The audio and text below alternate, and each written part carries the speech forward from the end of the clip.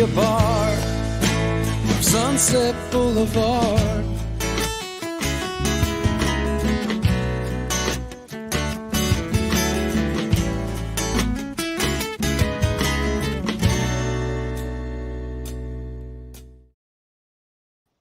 Hey everybody, how's it going? Wednesday night. That means it's time for pACT, podcasting for all coming together.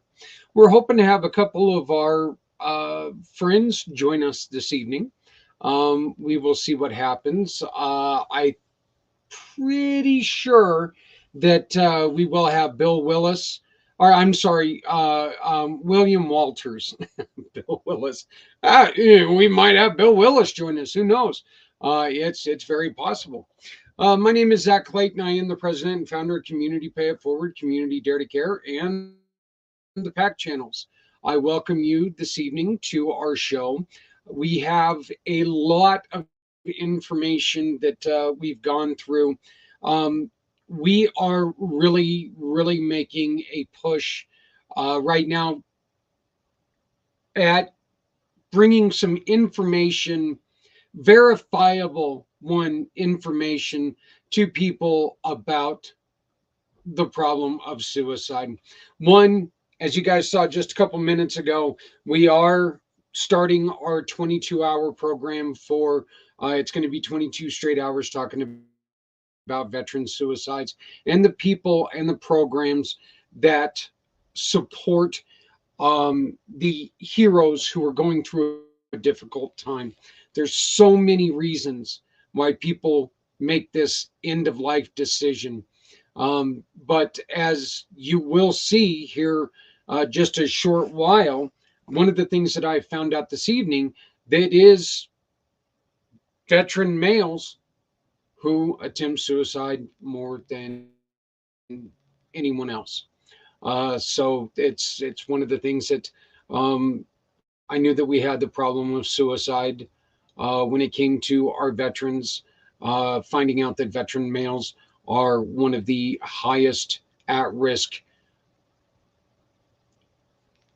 factors, finding out that they're one of the highest at risk groups of individuals was quite honestly a little surprising to me, but it is a true and very unfortunate fact. We do have our community mission to rescue 22 coming up February 22nd of obviously 2023. It is our second year. To Save 22 was our first year. We've decided to go on ahead and change the name and make it a little more of our own. We're very happy to be joined by Z World Webs and Auxilia Scott O'Sullivan Law Firm and Ryder Justice, putting their support behind what we do. And we're looking for more. What does it mean to become a sponsor? Simply this: it allows us to support these wonderful programs, are honoring our heroes, both country and community. Every time you make a sponsorship, a portion goes to these wonderful programs: Healing Warriors, Homes for Our Troops, Hope Advanced, Parent Advocacy Consortium, Patriot Anglers, Project Die Hard, aforementioned Project Die Hard, Reboot VA, Veterans Honoring Veterans, the Veterans Plaza, the Veterans Ranch, and We Got Your Six. These are all organizations that have said, you know what, we want to be part of your company. We like seeing what you do. Add us in, see what we can do to help you. And well, this is one of the things that we're going to do to help as many as we can. So every time that you sponsor an hour, 50% of your sponsorship is going into a pool and going to be spread out through all of these organizations. So we thank you so very much in advance of thinking about sponsoring. And we really hope that you see the advantage of doing what we're doing, because we're doing this to try to help as many people as we can. There are so many people out there that are struggling with this, and it's like I said, it's not just veterans. Uh, we've got um, a report here from the America's Health Rankings.org. 14% of Americans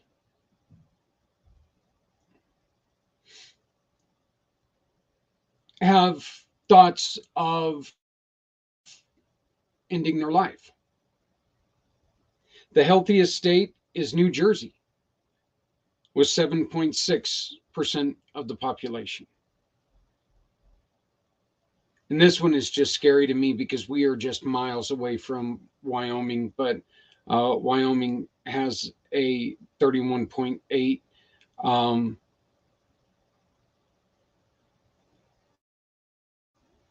ranking of individuals who take their lives.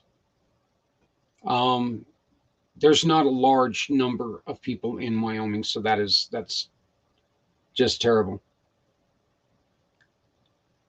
Okay, and please please allow me to correct myself. Okay, these are deaths due to intentional self-harm per 100,000 population.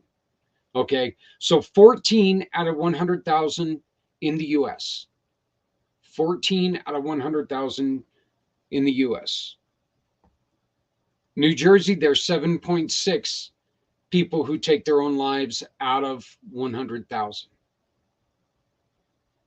In Wyoming, you have 31 point, I'm sorry, the print is really small here, 31.8 who take their lives due to suicide.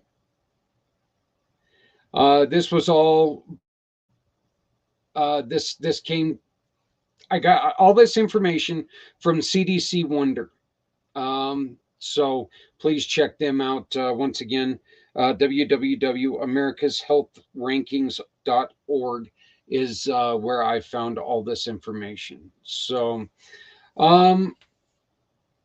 why does all this matter? And well, because it matters. This is lives we're talking about. Suicide is the 12th leading cause of death in America. You've got illness, you've got car accidents, you've got all this other thing, people taking their own lives, and for many, many different reasons. You're going to find out a little bit more, but 12th leading cause is, well,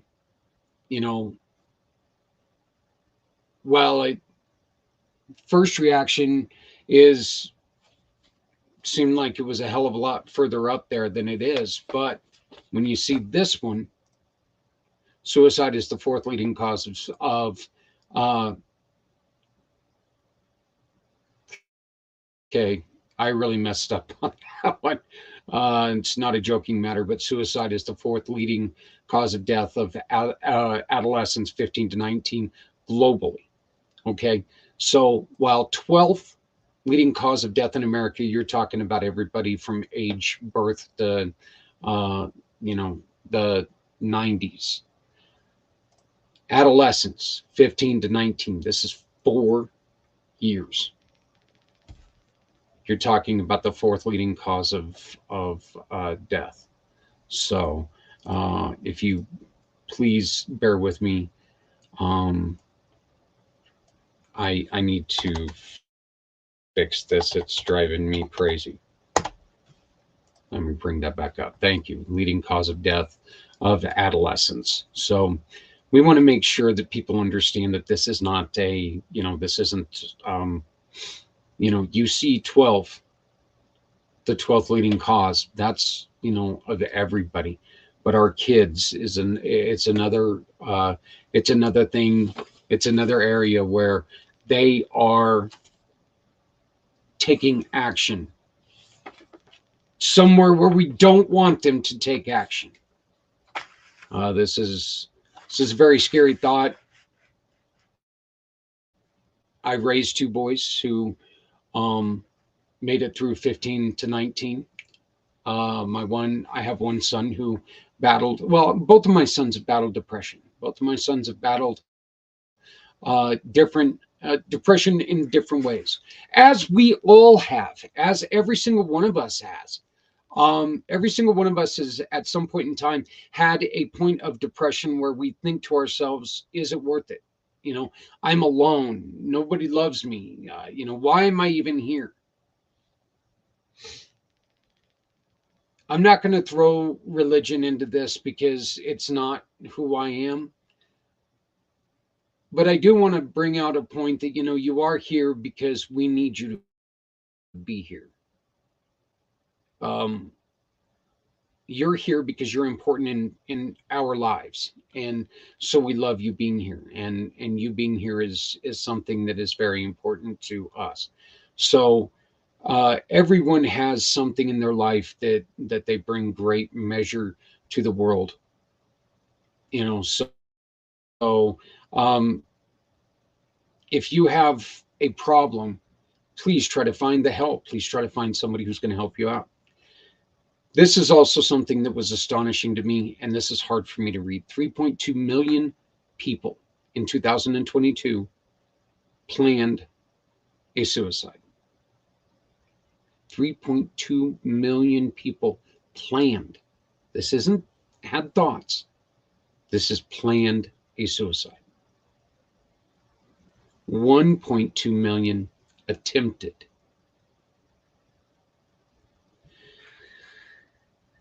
45,979 deaths were credited to suicide in 2020.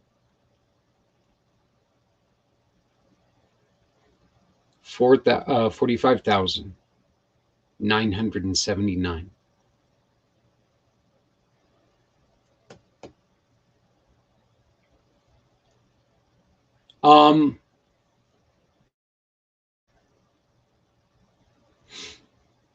That's it's really hard to follow anything up on that. It truly is. It's really hard to follow up anything on that because that's not something that says, hey, this is a number that's manageable. That's a number that's scary.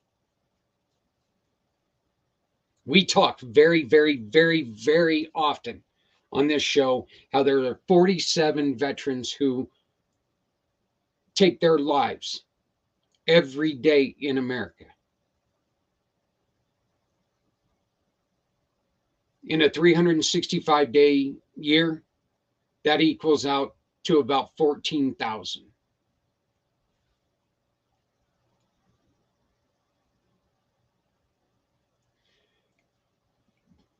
That statistic just said 45,979.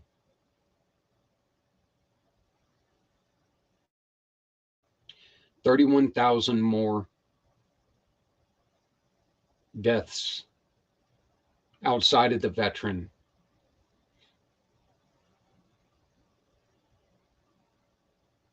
group. And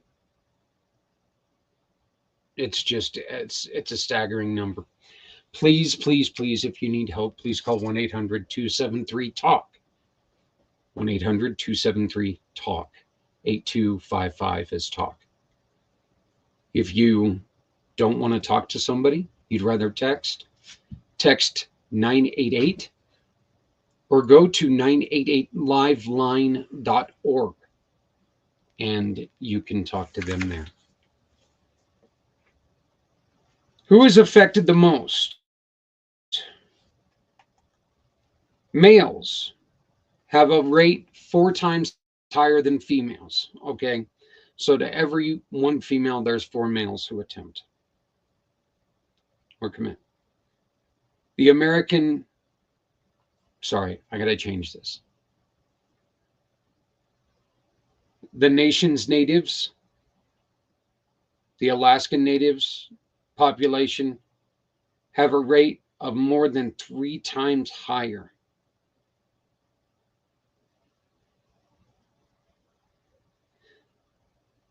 Adults ages 85 and older and of course, ages 15 to 24. Here we go. Veterans are at a higher rate per capita than non-veteran adults. Those living in rural areas compared to those living in urban areas. And LGBTQ adults and youth. That is, of course, compared to heterosexual youth. So those are the ones, and once again, this is according to www.americashealthrankings.org. All this information is coming directly from them. I want to thank them very much for providing these information to providing this information to everybody, because it's very, very important information. What helps? This right here is the whole reason for this mission behind me. We're looking for more answers like this. Universal screening at emergency rooms that identify patients at a higher risk. In order for this to happen, we need to keep people out of the emergency room that go in for a splinter and act like their foot's falling off.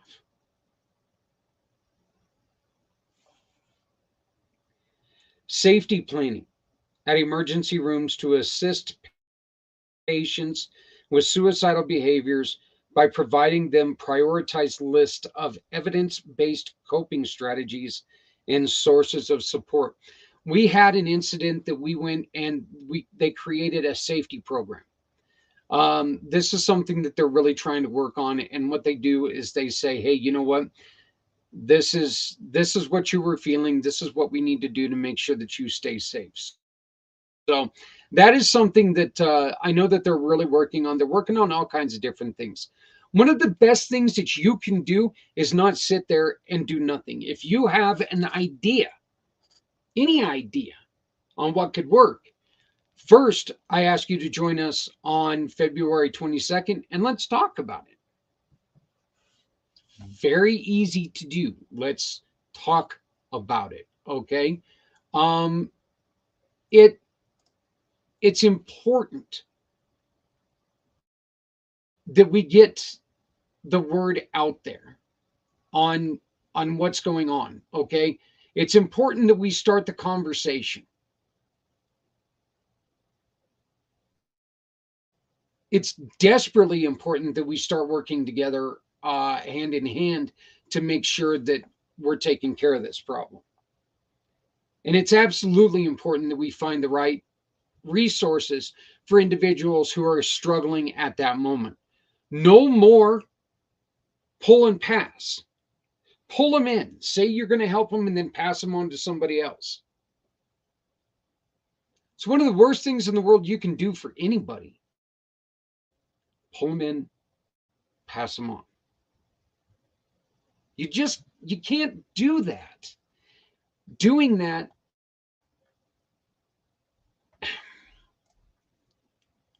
I think one of the worst things that does is it makes it feel as it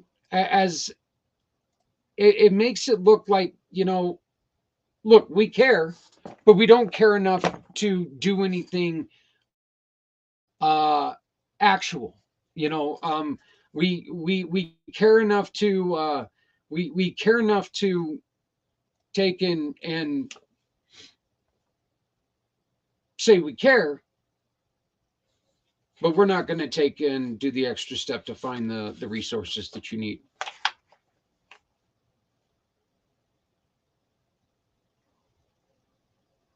Reducing access to lethal means.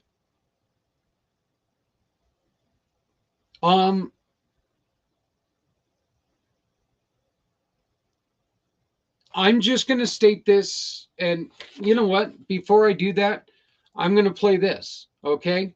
Right here.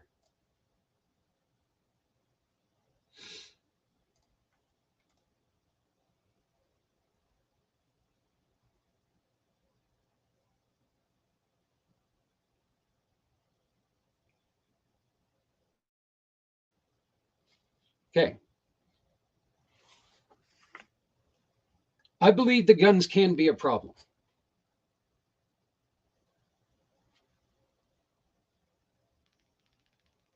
Let me restate that. I don't believe guns are a problem. I believe guns in the wrong hands are a problem.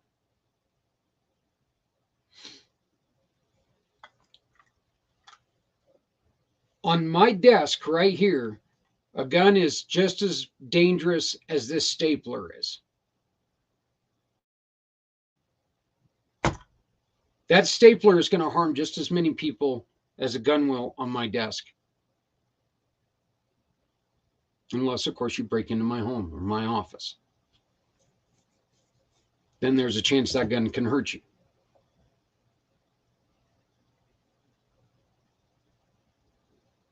But if an unsecured gun is in the area where somebody is having issues, there could be a problem because you're putting that gun into a hand who's mentally not able to handle it. So I understand then that gun's presence could be a problem. I absolutely am not advocating right, left, center, whatever.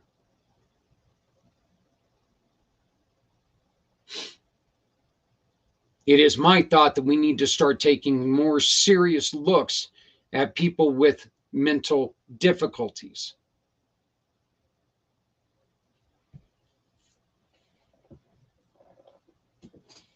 Again, recently,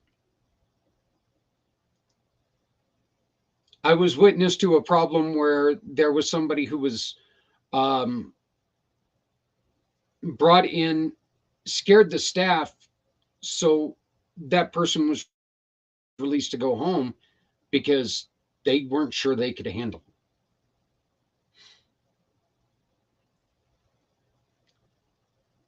I don't.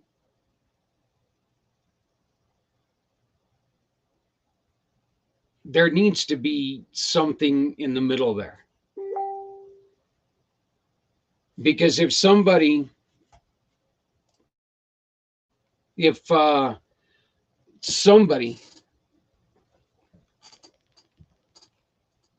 is out there and there's a place with trained professionals and they don't feel like they can handle them for their own safety, I think the worst thing in the world to do is release them back into civilization at that moment.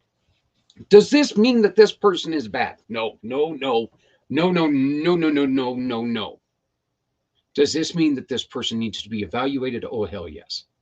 Absolutely.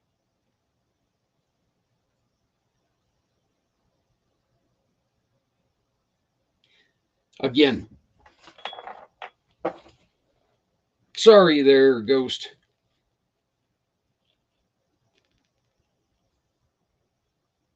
This does also mention lethal doses of medications and alcohol.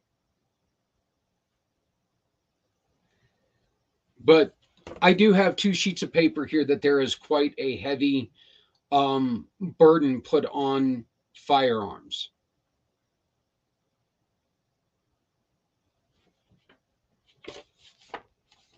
Look, they did some studying, but I'm going to tell you right now that firearms are not the problem. It's the people who control them.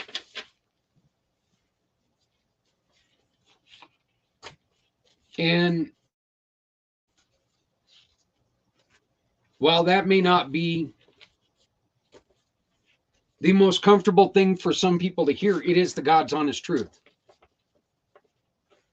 There's never been a firearm that sat somewhere and said, man, this day's just sucked. I'm going to kill somebody. Never.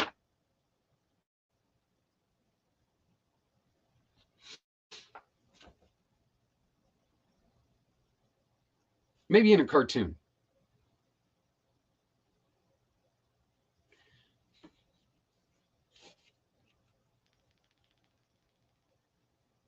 Some of the other things that you need to watch out for, though, as I just mentioned, drugs and alcohol. Okay, we have a problem there with drugs and alcohol. Knives. You know, if you know somebody who, there might be an issue, go to your local um, health place. Ask for a little lock bag. It's got a nice little lock bag. Yeah, these are not, I mean, it's not going to keep a blowtorch out or whatever, but you can put stuff in these, and it can help prevent. Prevention is the key word there. It will help prevent some of the things. Cleaning chemicals. All these things are stuff that they're not only just accidents, but there's also there could be a problem with suicide, and they can be huge factors in the suicide attempt.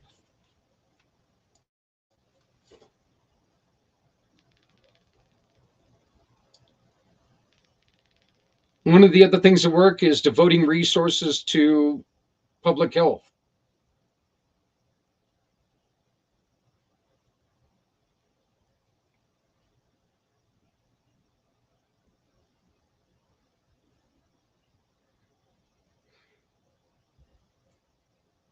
AmericanRankings.org is stating the fact that one of the things that they're trying to do is reducing the suicide rate to 12.8 suicides per 100,000.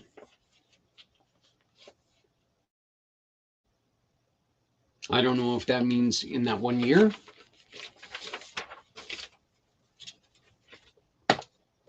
And let's be honest here, suicide is that's one of those things that the ultimate goal ought to be, elimination, not just trying to slow it down.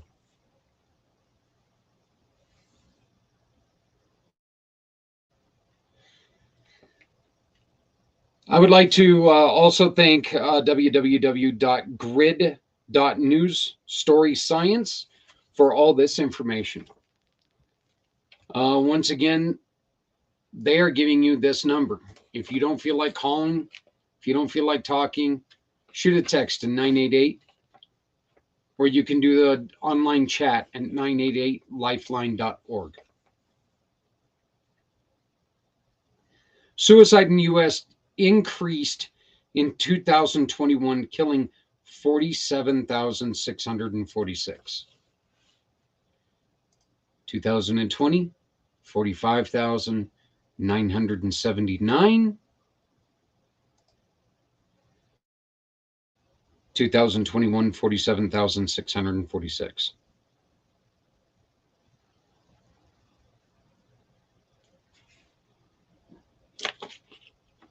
This comes after get this, 2-year decline amid the COVID pandemic. Why is this? Could it be? This is a great question, I think. Could this be that parents were with their kids more? Could it be that we were together as families more? We talked a little bit more. These could be one of the some of the reasons why the suicide numbers went down at that time in 2000 and prior to 2021. But once again, 2021, 47,646 people took their own lives. The veteran numbers, I know, once again, they increased to 47 a day. So those 2 years of COVID were an anomaly, because for the last 2 decades, it was increasing nationwide.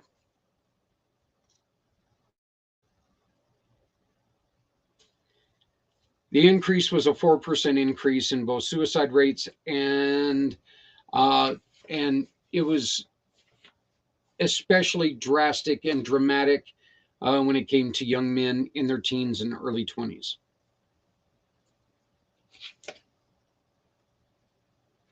And we had mentioned the small drop. In 2020, there was a 3% drop, according to Grid.News Story Science.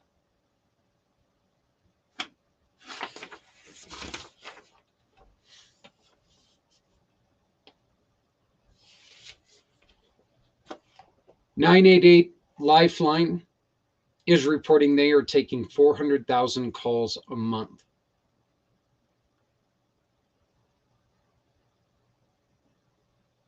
This, believe it or not, is encouraging to me. At least people are willing to open up and talk about it. But they're not going to continue to talk about it if we keep feeling like there's no answers. If they keep feeling like, well, there's nobody here who cares about it. You know, we need to make sure that we're providing people with the right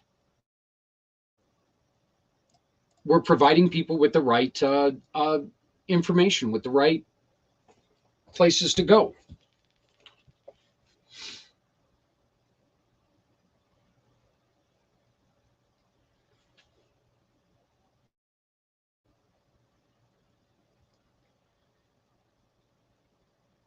In particular, the new NCHS report points to an increase in suicides among young men in their teens, 20s. Suicides in that group increased by 8%, although the rates increased for men in their 30s and 40s as well, and men in their late 60s and early 70s. The increases were smaller amongst women, but they were not statistically significantly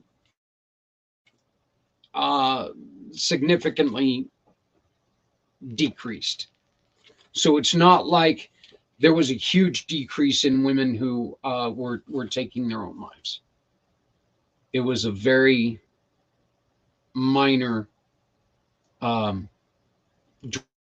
drop.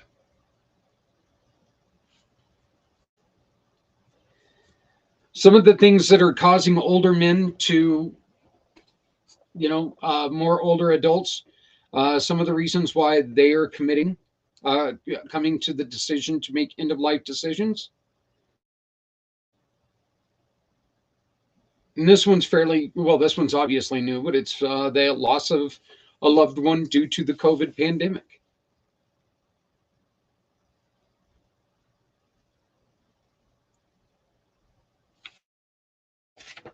Marital status, finances. Look, we're in Christmas. Sorry, I cussed. We're in the holiday season. The holiday season, there's always a jump. There's always an increase in suicides. It was a very, very, very tough time of year. We all want to manage expectations from our children, from our families. We want to do right by our families. It's tough to do that.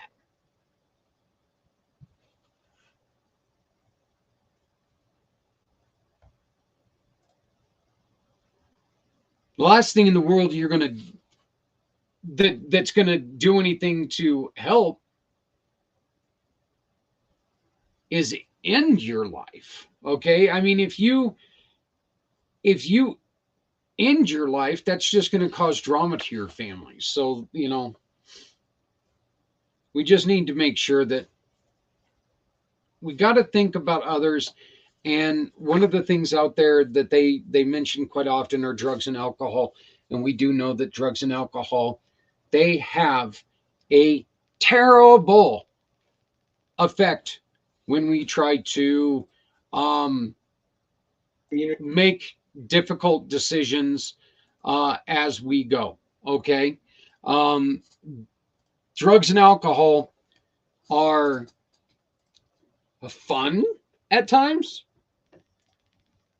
Maybe. Oh, sorry about that. But you got to make sure that you are very, very responsible when using them. Because as fun as they can be, they also make your thoughts very unclear, your thoughts very unstable. One of our partners, who is a perfect person to talk to when it comes to this, a great friend of mine, a great supporter of ours, is Daria Mann. Daria Mann. I would like to introduce you to Daria so she can tell you about her unique way of helping people with hypnotherapy. Once again, Daria is one of our verified partners. She's here to help you out. She's here to help your family out. She's here to make sure that everyone is okay, because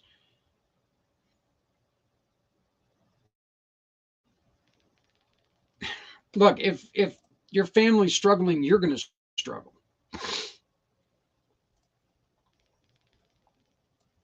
I'm so very sorry. I am dealing with a head cold. But this, due to a incident in my own family, this show has taken on a much deeper need. Maybe just for me personally, I don't know. Maybe I'm just out here talking to myself, not making a lot of sense. You can find Daria at Denver Hypnotherapy and Family Therapy. You can find her by using that website or domain right there. I'm going to put them in the chat right here. So you can find it on some of these channels. You can find it on the Facebook and YouTube channel, it looks like. So if you're on Twitter, just mark that down and go and check out communitypayitforward.us. And then all you have to do is go to Family Therapy and in the mission partners. Anyway, I would like you to meet Daria. She's going to introduce you to her program, what she does, and how she does it. This video was recorded a couple months ago, so but not much has changed except for the numbers just keep getting worse. So please enjoy. Hello, everybody. Zach Clayton, Community Pay It Forward, and I am joined by a very good friend of mine. Daria Mann has been a partner of ours for probably about 3 years now. You've been with us for quite a while, and Daria, you have a wonderful program. You're a hypnotherapist. I am, yes. And it was funny that when we first met, what you loved to talk about was, if you need to quit smoking, come and see you. And I know that you had quite a bit of success with that, but you also take care of family therapy. You're really deep into family therapy. Can you tell us a little bit about, well, just tell us about your practice, what you really focus on, and then let people know where they can get a hold of you up front, and then we'll revisit that in the end. Sure. So yeah, as Zach said, I am a hypnotherapist. I actually went to school for a whole year in 2014 to become a hypnotherapist. We went every single weekend. So Friday night, all day Saturday, all day Sunday. At the end of that year, I registered as a registered psychotherapist and became a hypnotherapist. And then I stayed with my mentor, who's a clinical psychologist and was my trainer for another year and a half, with additional mentoring, supervision, that type of thing, to become really good at hypnosis. I'm pretty much an advanced clinical hypnotherapist, and I can work with just about everyone. But as we worked together, she said, Daria, you are more than just a hypnotherapist. I really think you should go and become a therapist. And so I looked into schools, found Regis. She had suggested that I become an LPC, which is a licensed professional counselor. But I went to one of the colleges and she described the difference between licensed professional counseling and marriage and family therapy. And I thought, I kind of already know how to work with people one-on-one. So I think I'd like to just expand my horizons. If I have to go to school anyway, I might as well learn the system work. And I'd been an educator for many years, working with families all the time as a preschool teacher, as a director, as an elementary teacher. And so I understood systems and I know how powerful the whole family system works and how it affects each other. And so I went to school to Regis, got another master's degree. I already had a master's degree in education. And in 2019, I graduated with that degree and I got to start all over with my hours. So I'm not quite yet licensed as a marriage and family therapist, but I am a marriage and family therapist candidate. And in the meantime, yes, the state of Colorado changed registered psychotherapists. No one else can ever be one. They can't ever even sign up for it because it's an unlicensed position, but they also changed the name of it to unlicensed psychotherapist. Now, I kept both designations so that I don't have to be supervised for every single client that I meet with, because that would cost me a fortune. But I plan on being completely licensed by next year. And I don't remember the other question you asked me. Did you ask me another one? Yeah, well, I was gonna have you talk to people about how to get a hold of you, but we can get to that later. Let's really dive into what we're here to talk about. We are working with talking with people right now because we want your help to help us rediscover the happy place.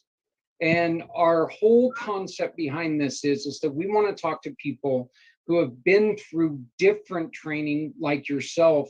And we know that when it comes to mental health and mental issues, people are having, it's not just one thing that causes this. It's a multitude of different subjects that can bring on that feeling of devastation and overwhelming dread.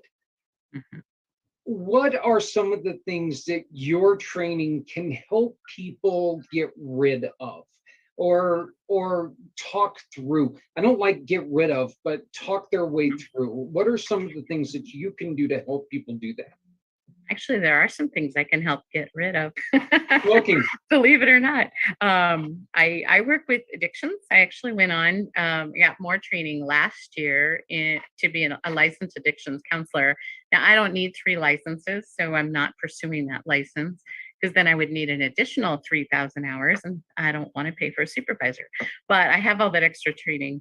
So I help people with addiction. And oftentimes that involves the family, because the family is affected by someone who is always drunk or is high and maybe says something or does something that they wouldn't do under normal circumstances, but have hurt their children or hurt their spouse or hurt a significant other, or just even their parents. Just, oh, I can't believe that my child fell into this. And I've worked with individuals like I worked with a mom of a son who went to rehab, just to help her understand that it wasn't all her fault, to let go of some of that guilt and shame, and become more confident in who she is as a mom, and that she did a great job as a mom. It wasn't her fault that he has an addiction.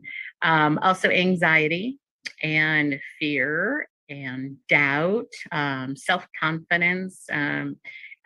Oftentimes I have clients that come in and say, I say, well, tell me a couple statements. I am confident. I am happy. I am, that you want your subconscious to believe. And some of them sadly say, I don't have any hope. I am crap. I'm trash. I don't believe in myself. That's why I came to you. And I'm like, Okay, well, we're starting from ground zero, but I create hope and I create peace and I create harmony. So let's dive into some of those things. And as a therapist, I meet with people for 2 hours, which is highly unusual. Most therapists will meet for 50 minutes. But I meet for about an hour and we do talk therapy. And then I weave that into the hypnosis. And then when we meet with families, I give them a full 2 hours. Now, that can seem like a horrifyingly long time. But what I've found is families about the 50-minute mark are finally getting to the nitty gritty issues. And then if I send them out, they're probably going out in maybe even a worse way because they finally brought up the issues. And so I find that if I keep them here and I can teach them skills like talking about their family or their feelings and giving them skills of how to communicate their feelings and their thoughts and their ideas and help them separate those stories that they've created in their head and help them to just, okay, what really happened? Let's sort through that. So I've got two families today that I know I'm going to be working with that. One is a court-ordered family. A dad and his two kids have to have court-ordered family therapy. And then I have another one who was a client I actually worked with, the mom, and she's come in with her teenager when her teenager was suicidal. And I helped them a lot, just communicate. They've got a more peaceful relationship. And then her son came home from college after some suicidal statements and quit college and is home, but now is casting blame on her and pointing a lot of fingers. And what I've found is that no one really can point a finger at someone else without pointing the finger back at them. You know, it takes two in a relationship, and there's responsibility on both parts. You said something early on in that statement, and I just want to ask a question and kind of verify this. The mom who came in and said, "I blame myself," is that at all helping the person that's got the mental issue? Her taking on that blame on herself, is that helping that person at all? All that's doing is making things worse, is it not? Right, right.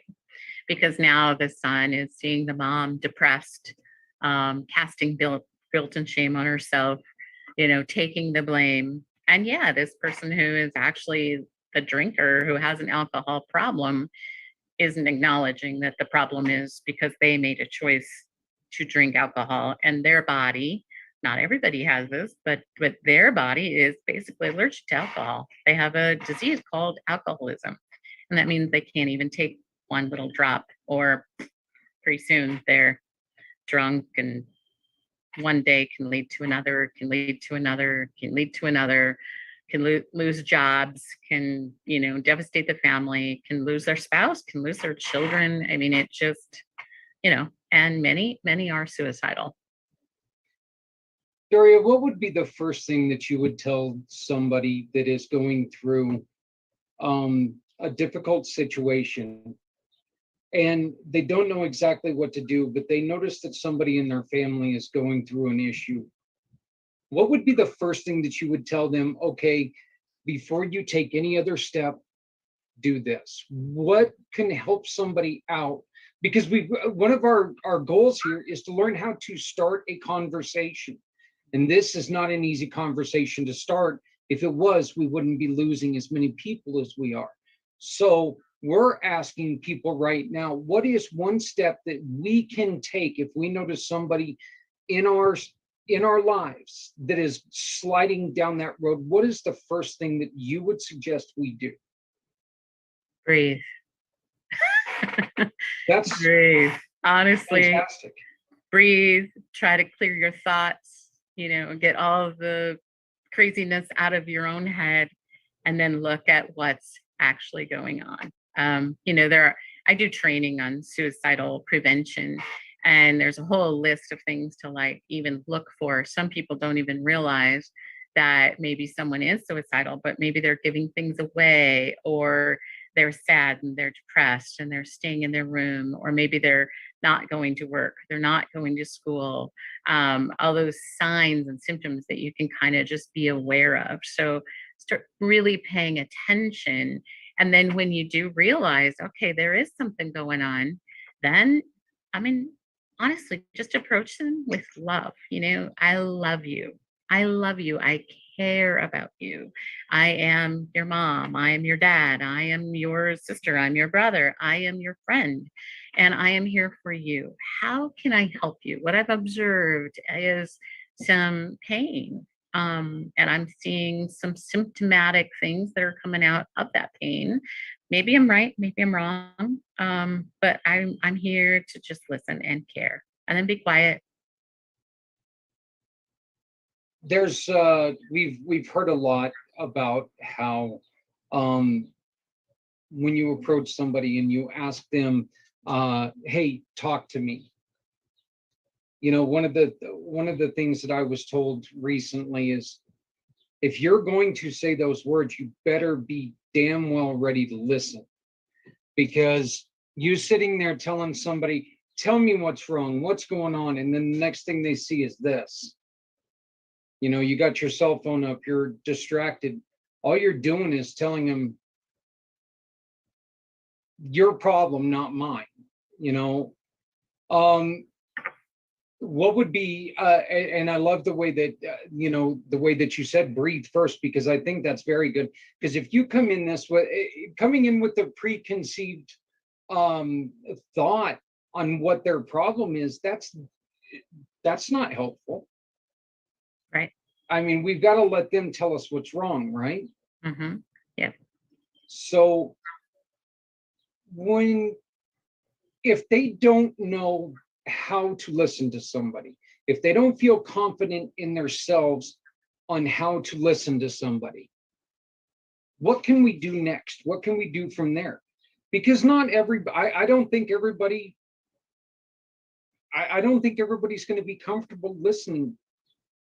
But we've got, one of the things that I've been saying, and maybe you can put an end to me saying this. I don't know if you would do that or not, but one of the things that I've been telling everybody is that reacting from a suicide, there's no way to react well from a suicide. So we need to learn how to pre-act.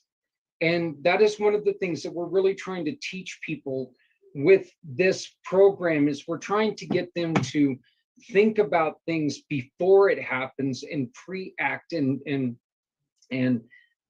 try to not have a way to, or not have a reason to react.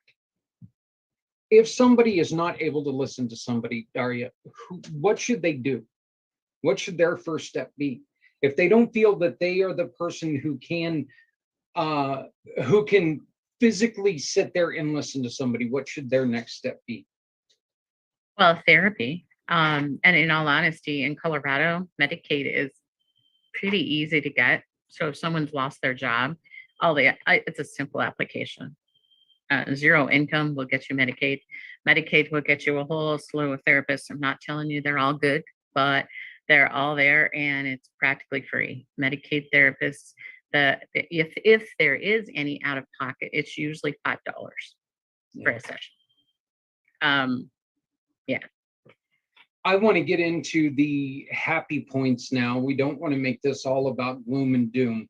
What are some of the advantages of hypnotherapy over the everyday therapist? What are some of the things that you can offer somebody that a regular therapist cannot? Well, they've done a lot of research. Most of it was done in the 70s, kind of an older practice. So, like the newer things they're talking about now is a lot of neuroscience, and like EMDR are being researched now. Hypnosis isn't being researched quite as much anymore. But the research they did basically says that one session with hypnosis therapy and hypnosis can be equal to 10 sessions of talk therapy. Now, the most important thing I believe is there are a lot of hypnosis people.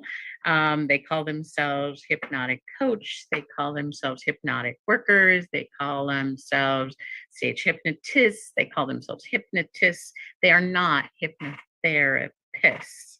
Now, they may call themselves that, but as you find out their training, you may find out they took 1 week of training and they're out there meddling in something that can be very can actually cause harm, because you're getting down deep into the subconscious and you're making suggestions. And maybe someone who perhaps has been traumatized as a child, if you say the wrong thing or do the wrong thing, you could actually re-traumatize them. And sometimes, I don't know, I kind of call it playing with hypnosis. There's a lot of people that offer like, oh, let's come and meet and let's have coffee and let's do past life regression all together. Or let's do some parts therapy together. And I mean, I've even treated people who've been harmed by some people kind of like playing with that really, really powerful tool. So it's important, I think, that you find someone who is trained and honestly understands the mind and how powerful it can be. And you really want the mind to be working for you, not against you. Right. And oftentimes in people that are struggling with mental health issues, their mind is not working for them.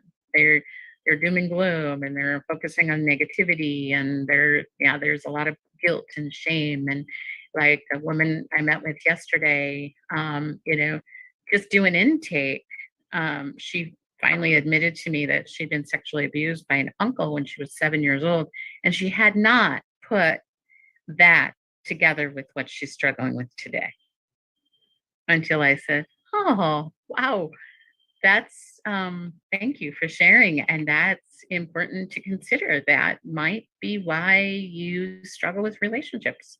What do you think? That's something that there are people who really do not know how to put those two things together, right? Right. I mean, and so there's something in your past that you may have tucked deep down inside that's a root issue of what's going on, and your brand of therapy can take and help remind the brain or pull it out of the dark recesses. Yeah, I can do regression, and I do regression, but I usually don't take them to that traumatic incident unless they insist. I have had someone come back and they just wanted some memories. And usually what I say is, let's do some work first.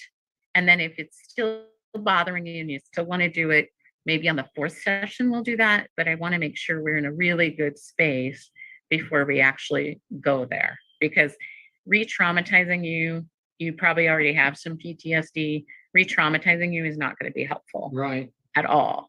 So we're not going to go there unless you insist, like after we've had several sessions together.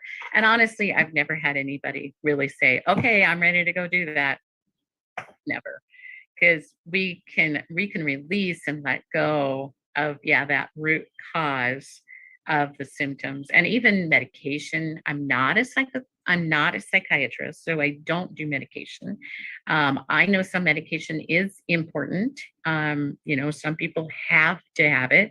Diagnoses like schizophrenia or bipolar often are really, really helped by some medication. Some people who are just not sleeping, you don't sleep, medication doesn't give you the best sleep, but at least gets you some sleep. And without sleep, life can be really hard. I can help people release and let go of things, and I give them tools and so that they can sleep and let their subconscious do the work it needs to do, because that's what happens at night. You also concentrate a lot on family therapists, and I just want to say this first off. I want to thank you very much for joining me today.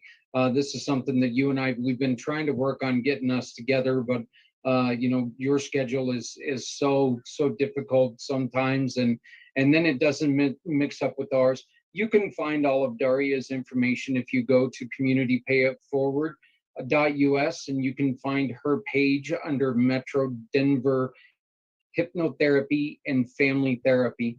I know that's a lot there, but if you go here to the verified partners spot and you go right down here to family therapy, look at this beautiful smile. It's going to pop up right now. There you go. And you can find Daria right there, and all of her information is there. So make sure that you go ahead and pull that up and check out everything about Daria. Why don't you give us some of the things that you have a lot of experience with on helping out families, and this doesn't have to just be suicide related. Let's talk about the entire family real quick, and what are some of the things that you feel like you really have a grasp on being able to help people? I started out kind of like really broad in general, and I'm finding that what is coming to me most often are families who have been separated and have children. So some of them are a father and a son or a daughter that are struggling in their relationship. They lived with dad for a little while. Now they're living with mom and they're being pulled and push me, pull me, that type of thing. So I meet with first like the dad and the son. And then, we're trying to talk, we're trying to get them to communicate. And then oftentimes I'll bring in the mom and I'll say, we're going to have a session with just the co parents. So mom and dad who are no longer together.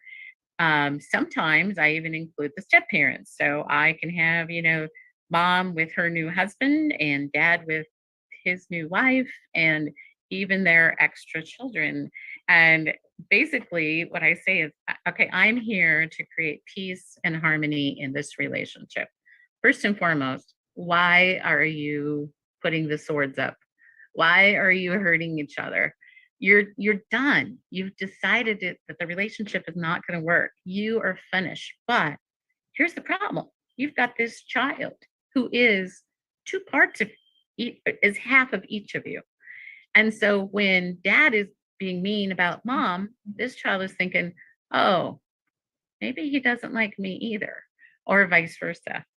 And so a lot of times it's meeting with those parents and saying, okay, it is time. Let's get out whatever you need to get out now without your child here.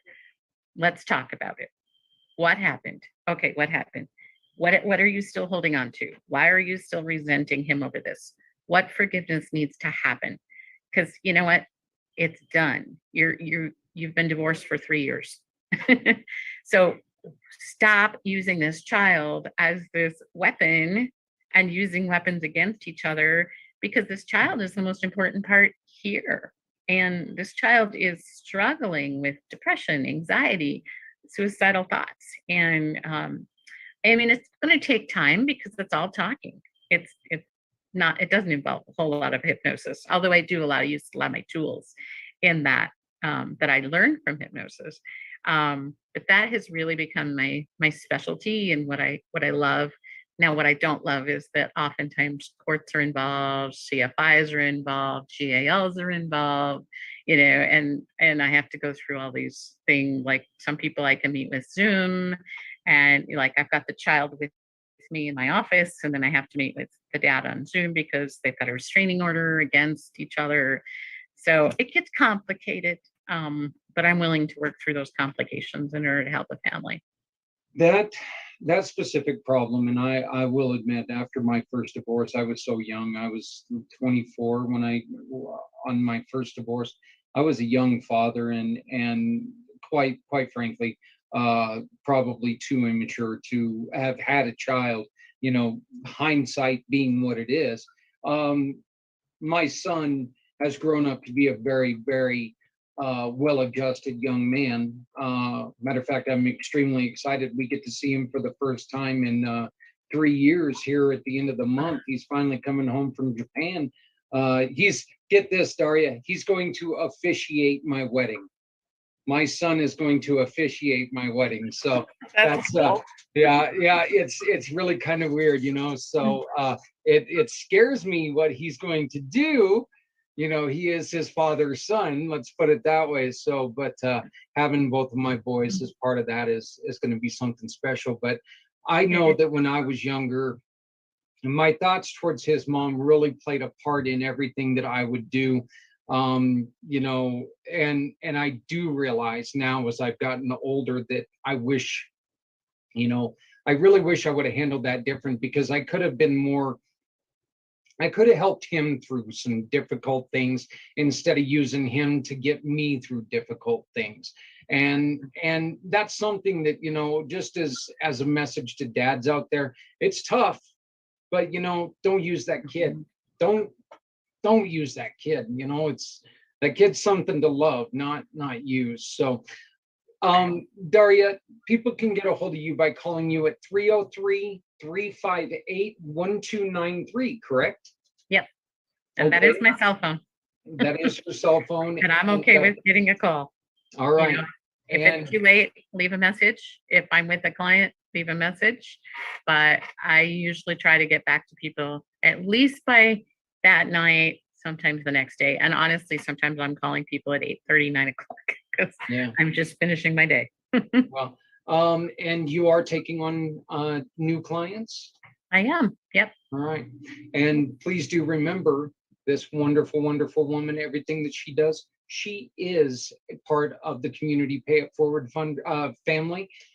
So she's one of our verified partners. And as I've said, she's one of my heroes. She's driven all the way up here to Northern Colorado to deliver clothing for people.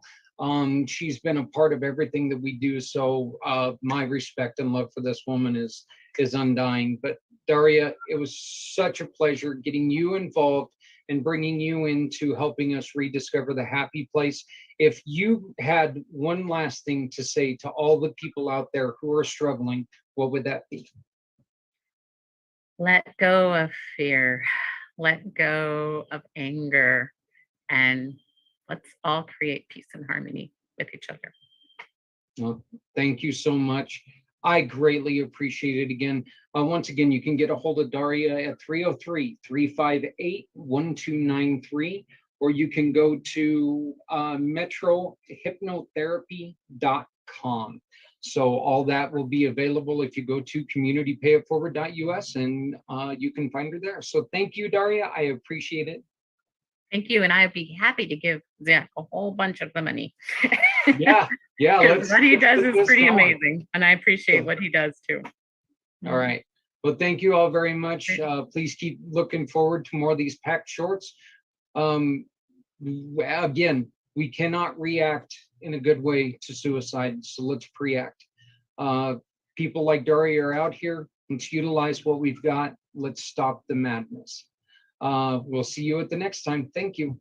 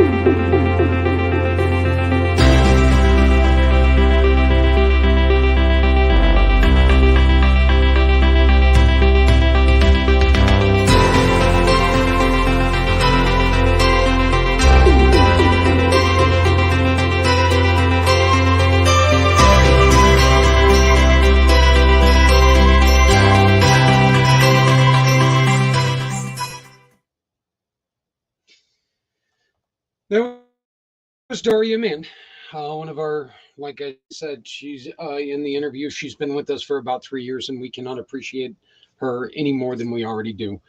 She's such a wonderful, wonderful person. Everything that she's ever done for us, everything she continues to do for us out there, bringing, you know, maybe there's something that you just can't figure out what's wrong, and although I can't say I've ever experienced it, you know, look, there are things deep down in our heads. I'm pretty sure there's something wrong with me that I don't know that's wrong with me. And that's not a joke. There's no joke there. I'm not trying to be condescending. I'm being truthful. I know that I have issues, and maybe it's just maybe I don't have it put together as much as I think I do. Um, you know, call Daria. Daria is there to help, and one of the greatest things about when you call Daria, not only can you try to figure out what's going on in your family, going on in your own life, but you also get to take and you also get to support another great program with the Community Pay It Forward program. Okay, great organizations like one of the ones that we're very proud to be supporting this month with the One Hope Wine event, and that is Healing Warriors. While we have not recorded yet. We will be recording this event in the next. Well, actually, we're going to be playing it on Friday at probably not the most prime time for it, but it's still going to be played throughout the weekend. But we are going to be talking to Janet and myself and the Goddess of the Grape. We're going to be working together to support Healing Warriors for the month of December. You can already start to support Healing Warriors by my little friend behind us, the QR code, in which it's going to be enlarged here in a moment. But I just wanted you to really get a good look at the website because there is so much good about what they do. They give free medical, needed medical services to our veterans who find themselves homeless, find themselves shut in, can't get in to see a doctor due to stupid regulations or other difficulties. Sorry, that wasn't supposed to come out. But it's true. There are difficult situations. So Healing Warriors is our One Hope Community Pay It Forward fundraising mission of the month. And I'm just going to say it. I have been so looking forward to this one. I truly have. I have been looking forward to this one. I keep calling Janet, and she is one of the busiest people I know. And I called Janet, and I'm like, Janet, are you busy? Yeah, unfortunately, I'm busy. And I'm like, damn, no, you can't be busy again. But she is. She's very, very busy.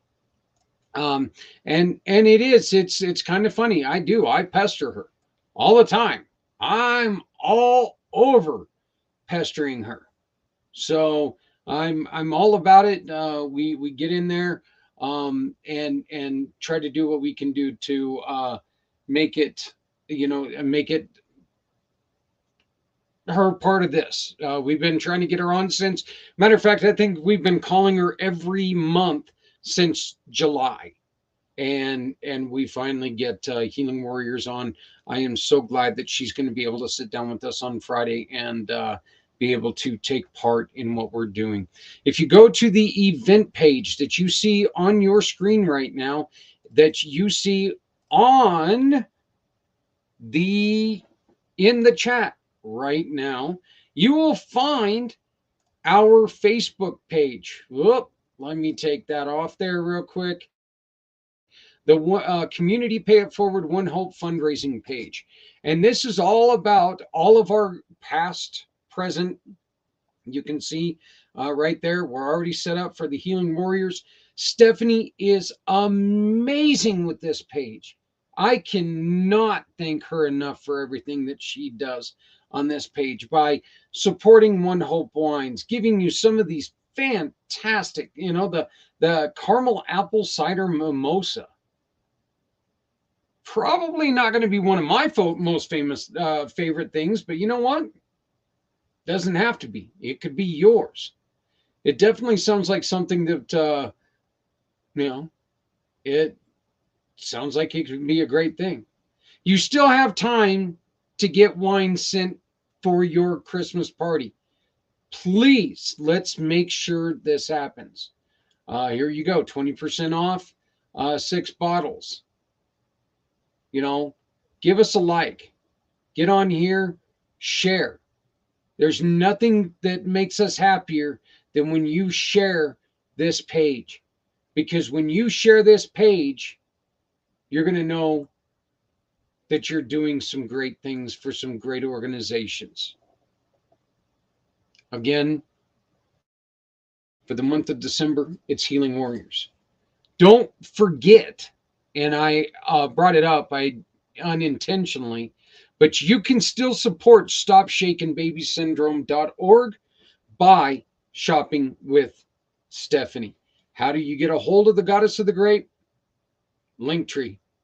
Her Linktree, which is right there, is the easiest and the best way to get a hold of her. She is all over that thing. She works her butt off all the time. And you know what? She gives up her time and chases me down because I think I'm busy or something. And so I keep her on her toes. But I want to thank Stephanie so much for what she does, because she works so damn hard to keep us able to do this. Support Healing Warriors. Support everyone that we've supported. But we want to support you. Get a hold of us, please. If you get a hold of us, we can do this for you. We can spotlight you. We can spotlight your organization. We can do a lot together, but you have to reach out to us.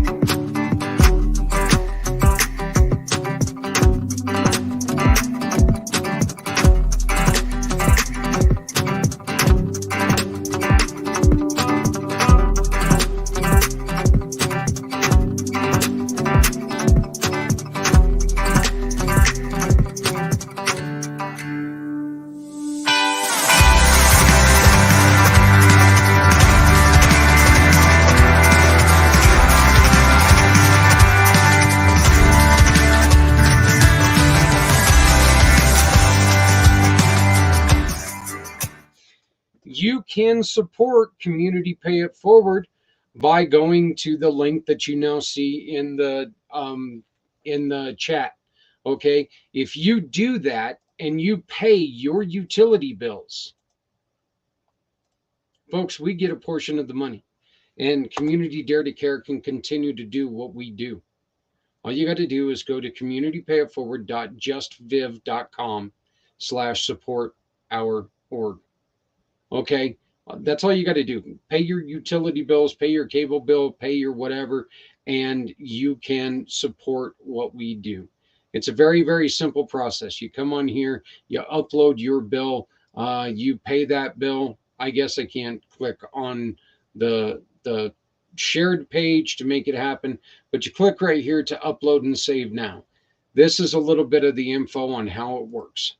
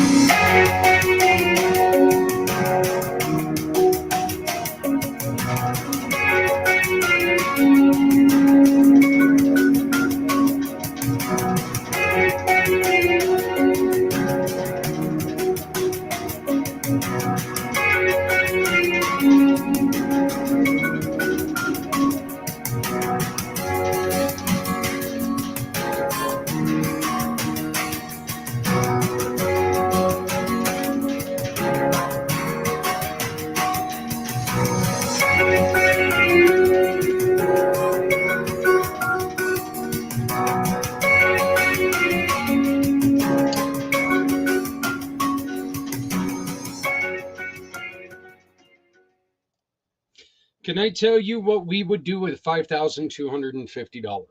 Okay. I'll tell you right now, and I'll be completely honest with you. What would we do with your 5,000, with that $5,250 if we were able to get that? It's very simple. What we would do, we would have our 501c3. We would be able to get our donation dens, full access to our donation dens again. We would be able to make sure that they're always open for you. If we could get that every month,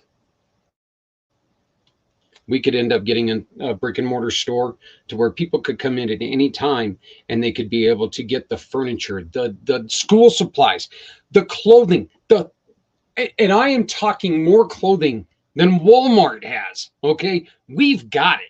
We just don't have access to it right now. That's why we need your help. And if you go to communitypayitforward.justviv.com/support-our-org, you could help us obtain this and help us help others. I am thrilled to do this part, and this is something that we are going to hopefully be able to do quite a bit lately. I would like to welcome in Jordan Hartzheim to Community Pay It Forward. Welcome to the family, Jordan. She has joined us with, and I'm going to try this. This is a little hard for me. Trauma apothecary,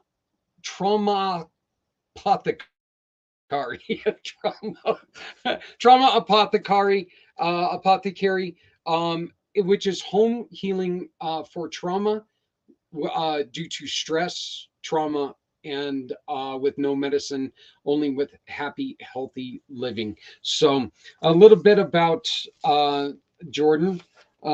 Beautiful person. I got to talk to her, and when I got the acceptance and that she had joined our group, I was thrilled because I didn't think that I didn't think I'd done my job. I didn't think that I had supported us like I should.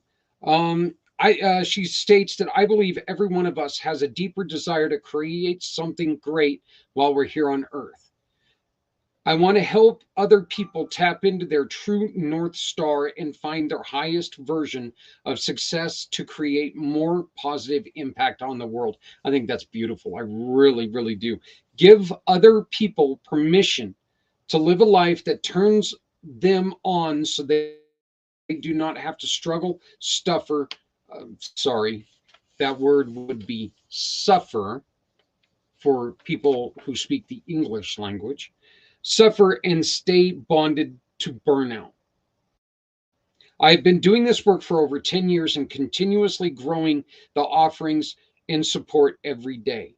I believe that if everyone had the support and tools to become more of who they are, the world would be a better place. And I'm here to guide them into that. You can find all the information below. You give her a call. It's 262-458-4422. 262-458-4422. Home healing for trauma, stress, without medication, a happy and natural way of life. Something else that can help you find the happy place. I threw out a lot of things tonight, folks. I really, really did. I threw out a lot of bad things.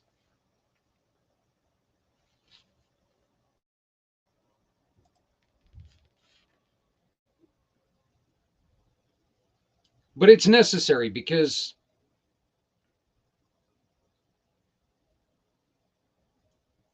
suicide is not something that hurts the person who's gone. It hurts the people who are still around.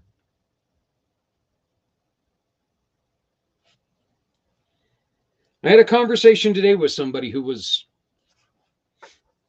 feeling lost, who was feeling alone. Her story and my story are very, very similar.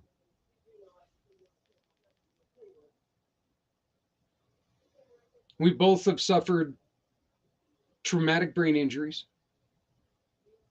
We both became subject to the whim of the insurance companies.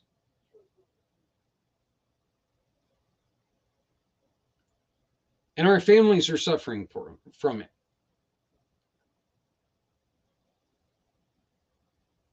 I had the pleasure of talking to her about things that I've gone through throughout the years. There's my beautiful wife.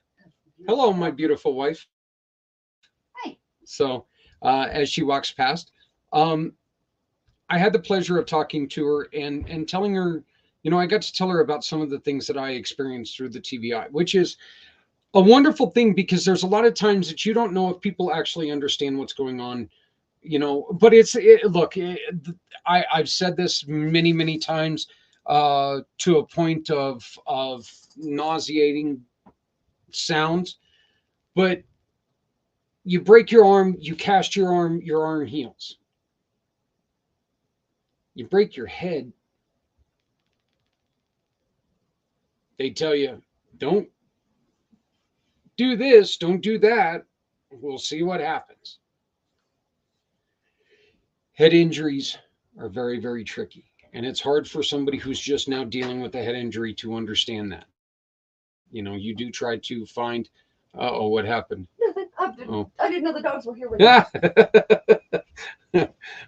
She's got a parade of gerbils that follows her around now that we call dogs. But anyway, it's something that, when I hear that somebody is dealing with head injuries, I always put myself out there because I've dealt with it and I know how difficult they can be. I never, and I will never, and I promise you this, I will never tell you that I understand what your head injury is. I can't, and I won't. I refuse to do that. I can tell you what my head injury was. I can tell you what I went through. I can tell you what I deal with. Still to this day, every day. Every damn day. But I would never, ever, ever assume that what I deal with is anything like what you deal with. Well, one of the concerns that this individual had was, well, it would have been better if this accident, one of the things she said would have been better if this accident just took my life. And I had to stop her. I said, no, you're full of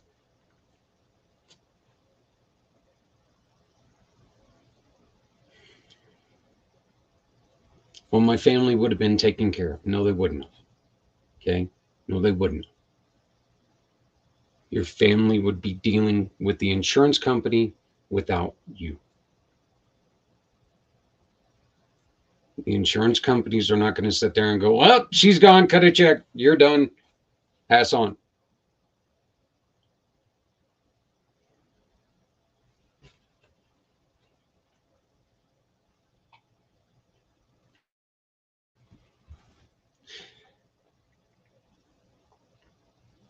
You may think that there are not very many reasons why you should still be here.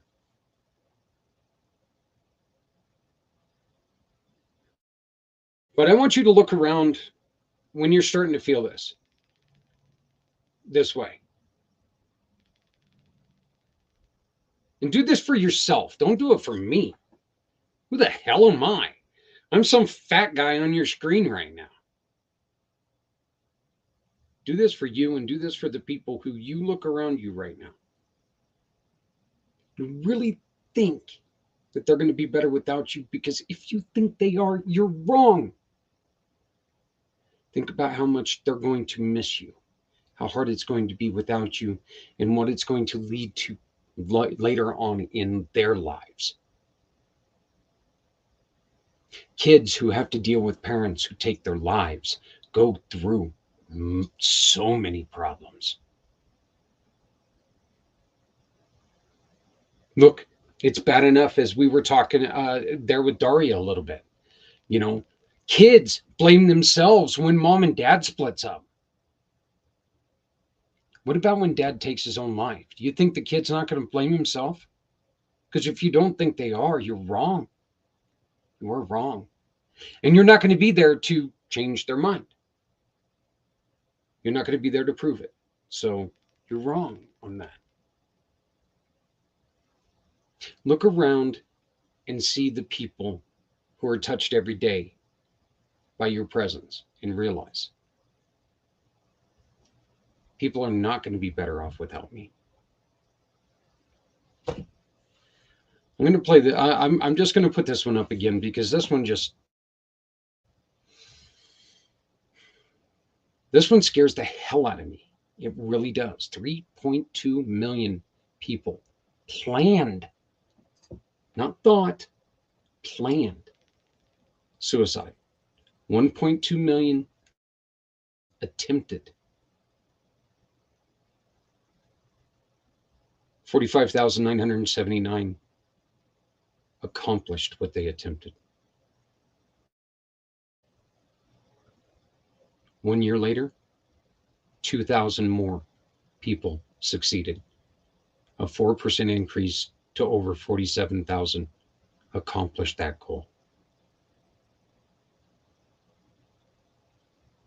Those are 47 families that no longer have somebody that they deeply and truly love sitting next to them. If we start this conversation, can we drop these numbers? I'd like to say yes. But what I am going to say is the only way that we can find out for sure is if we get started. So let's start this damn conversation.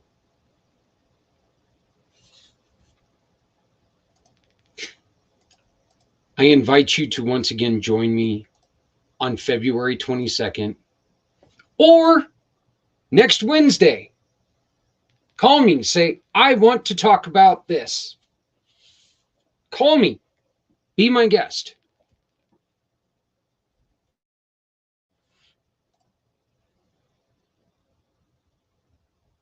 If you run a program that's trying to help people,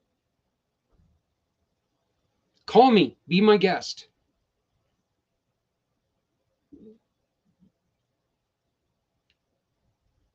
$47,000 people, more than 47,000 people died in 2021.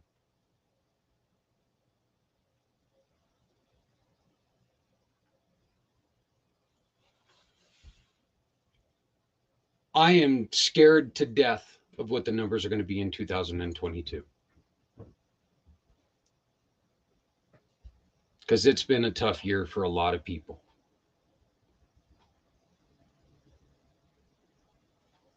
Please remember that right now, be extra vigilant around everyone. Because holiday season is peak time for people feeling helpless. Quick story. Don't know if it makes any bit of difference to anybody, but after my first divorce, the hardest time I had throughout that whole time was that first Christmas without my family together.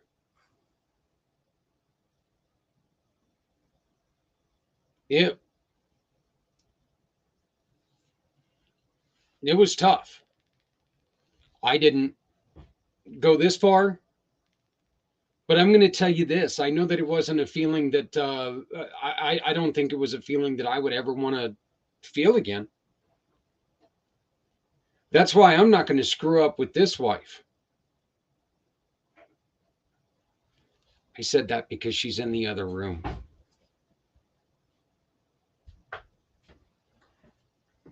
So. Yours? Yeah. Oh, okay. Well, it's yours, but I kept it hidden, so. Don't mind. Well, I don't know where the hell it came from then. So. They don't touch it. Yeah. Maybe that's why I've been feeling like crap lately. That could be. So, but anyway, folks, this is definitely a difficult time. And if you need somebody to talk to, like I said, I found a couple programs today. You can call them 1-800-273-TALK, 1-800-273-TALK. That's 8255.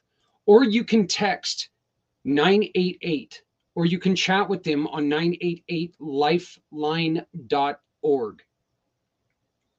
If you know somebody who is in danger, call these numbers. They can help you start the conversation. Because if we don't start the conversation, we can't stop anything. So let's start a conversation. But be there for the conversation. Don't be somewhere else. If you don't feel you are the person for that conversation, this is not a crime. Not everybody's built for every conversation. Look, I wouldn't change. I barely trust myself to put air in a tire when it comes to vehicles. I am the biggest moron when it comes to vehicles. I'm not afraid to admit it. Not everybody is cut out to listen to the problems that people are having all the time. If you don't feel like you are capable of doing this, call these numbers: 800-273-TALK, 800-273-8255. Call them and say, hey, I've got a friend who's in a lot of trouble. What do I do? Call your local healthcare provider.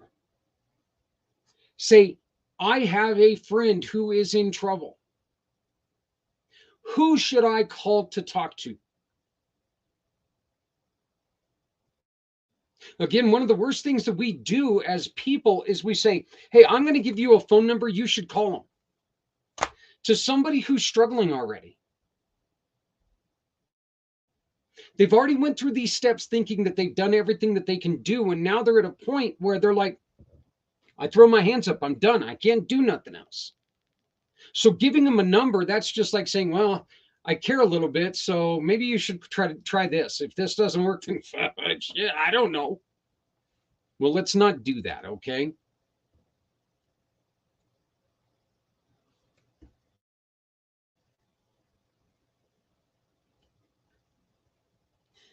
There are so many things that we can do together, but we've got to start the conversation. Please join me in starting this conversation. Again, I would like you to invite, I would like you to invite me to dinner because, you know, dinner sounds good. And I'm a fat guy. I would like to invite you to join us on Friday. It's going to be a little bit later than normal, but it's going to be running right after the Rev, which is right here on the pACT channel. The Rev's got Joy, Dr. Joy, going to be joining him this week at 5 p.m. Eastern, 3 Mountain, and we're going to be on right after that at 6 p.m. Eastern with our Healing Warriors One Hope Wine event for with Community Pay It Forward One Hope Wine event to save to learn more about what they do, because what they do is amazing. Once again, free healthcare for veterans in northern Colorado. No matter what their situation is, they're there to try to help. So please make sure that you get a hold of us and join us for that. Once again, this is a program aimed not at drinking. Yes, there's wine involved, but it's more about the healing, helping the people who are in the community who need our help. I'm going to be back in a couple minutes just to close this on out. Got a couple more things I want to show you, and we will go from there.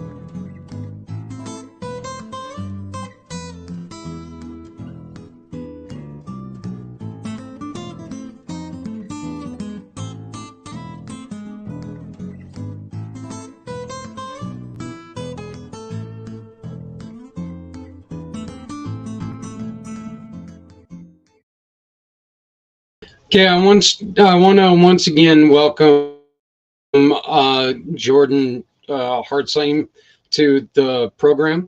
You can find her on Instagram by going to Trauma Apothecary. And of course, I'm probably saying that completely wrong, so please understand. But the thing about it is that Jordan has joined an ever-growing family that you can go to in order to try to support people who have emergency situations or organizations like the ones that we've been talking about today. All you have to do is say, you know what? I need to find people who can help us with this certain project or business venture. Scan my little buddy here, Mr. QR code, and he will take you. She will take you. It will take you to. It's a QR code. I don't think it cares gender wise, but the code will take you to our form, our jot form, which will ask you, what do you need help with? Let us find partners for you. Okay, so we're trying to take out the guesswork. What we'll do is we'll say, hey, you know what, Mr. and Mrs. Partner, we have these people who are looking for this to get done. This is their this is uh, their budget. This is what they're looking to do. This is the area they're in. Can you help them? They'll say, yes, I can help them. And then we will make an introduction to you. You utilize their service. Once you pay the bill, we're going to ask you, where would you like that money to go? 80% of whatever we get goes to one of the people in the community who have asked us for help, whether it's our veterans, whether it's our neighbors, whether it's a kids program, whether it's new business, or families that are just struggling to get along right now. The economy is what it is. It's kicking some people in the gut. Other people are doing fine. One of the greatest things about being an American is that, you know what? It is our life. We can live it. It's easier for us to live it than others. So, but what's really easy is this program. All we ask you to do is shop. We're not asking you to round up to the nearest dollar. We're not asking you to do anything extra. Shop with our partners. You shop with our partners. You complete the transaction. They're going to give us a referral. That referral is going to turn into a donation to who you choose. You tell us what's important to you. We're not going to tell you what's important to us. They're all important to us. Every single one of them is important to us. So you get to tell us who's important to you. When you do that, we will send 80% to that mission. That mission gets help. You get the services that you need taken care of. It's a win-win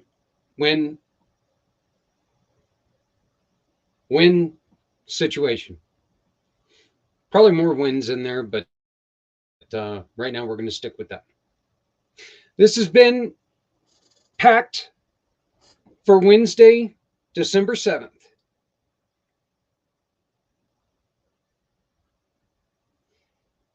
December 11th, we have something coming up.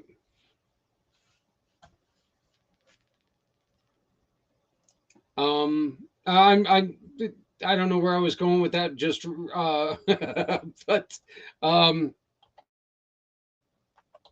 what we're looking for is this Friday. I don't. I got lost here. I'm sorry about that. Anyway, this Friday we have something coming up. This Friday we've got once again we're going to be introducing you to Janet from Healing Warriors, and we're going to ask you to come on and join us. Yes, I do understand. It is the weekend. The weekend is starting. I do completely understand that. I know that everything is it's a little goofy to be doing it then, but you know what? We're just asking you to take in and join us as we try to help some great people do some great work, offering free healthcare to our veterans. If you would like to join us to tell us your story, I need you to contact me. And how do you contact me? By going to my For My Card. For My Card is a community pay it forward fundraiser, community pay it forward family partner, and we are thrilled to have them on board. If you would like a new way to get past that old way of passing out cards, all you have to do is get a hold of me and I can introduce you to them. And then a portion of the sale that you complete will go to, I just did that wrong. A portion of that purchase will go to the mission of your choice. What is For My Card, you ask? Well, it is this. It's a very simple way to present yourself in a business card format. You have all your information, everything that you need. Everything is clickable. You want to email me, you email me right here. You want to add it to, or you want to share it with somebody else, you share it right here. You click right here to give me a phone call. You share my card by text. You come down here, you can visit the website, you can schedule a chat. You can find out more about the 22-hour podcast. You can join us here on Podcast for All Coming Together. You can go to our Facebook page. You can go to thank our veterans, or you can buy your own digital business card. All you have to do is go to the link that is now in your chat, and it will take you directly there, and you can join us in the For My Card family and help others while you do it. That is going to be it for me tonight. Again, I can't thank you enough for joining me. This is a very difficult conversation.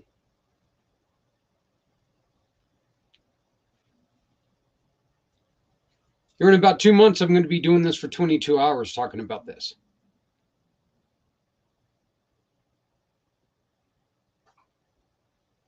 That's because it needs to be talked about. I'm hoping you will join us. And you can join us by simply going to my For My Card and saying, you know what, we want to sponsor, we want to talk, we're in. If you would like to join our email blast, please shoot us an email to Zach, Z-A-K, at communitypayitforward.us. Zach at communitypayitforward.us, and say, please send me the emails.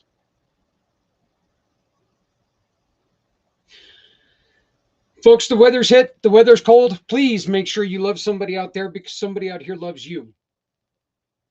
You have an old hoodie that doesn't fit you anymore, throw it in your car. You have an old coat that doesn't fit you, throw it in your car. You have some socks that, you know what?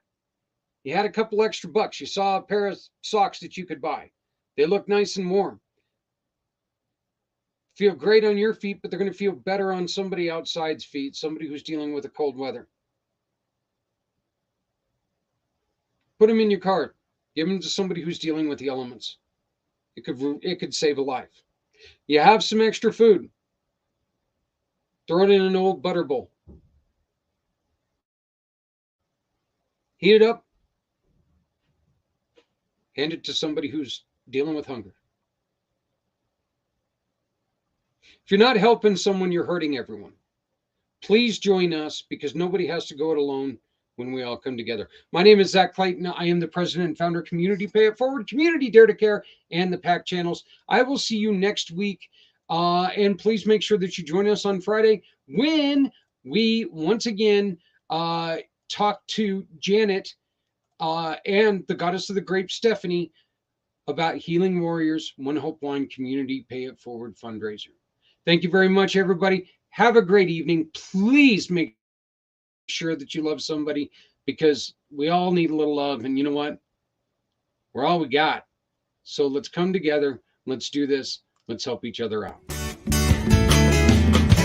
Stepping out of her fear, bring me home. Out alone, show me the way. You wanna be a part of Sunset Boulevard.